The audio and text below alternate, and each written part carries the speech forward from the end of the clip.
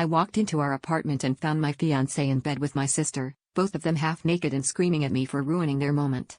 The weirdest part wasn't the betrayal, or even the cursing and sheets tangled around their bodies. It was how I felt, standing there with grocery bags in my hand, just waiting for the shouting to stop. My fiancé's face was flushed with anger, my sister's mascara was streaked from something that clearly wasn't guilt, and all I could think about was that I'd left the ice cream in the car. They demanded to know how I could be so calm, why I wasn't devastated, why I wasn't screaming back. I almost laughed. If they'd bothered to actually look at me the past few months, they might have noticed how distant I'd become, how late I'd stayed out, how little I cared about the wedding plans anymore. I'd been sleeping with his brother for months, sneaking around in hotel rooms, whispering secrets that felt more real than anything I had with my fiancé. The only surprise was how easy it was to compartmentalize all the lies.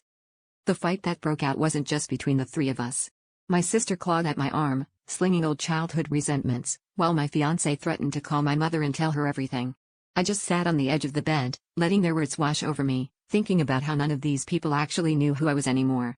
In that moment, I realized I didn't either. The cheating, the sneaking, the pretending, somewhere along the way I'd lost the thread of why I started all this in the first place. I left the apartment with nothing but my keys, ignoring their final screams. I didn't go to his brother. I didn't call my sister. I drove until the city looked unfamiliar, letting the silence fill the space where my double life used to be. The real twist wasn't that they betrayed me, or that I betrayed them, it was that I'd finally run out of people to hide behind, forced to face the mess I'd made without anyone left to blame but myself.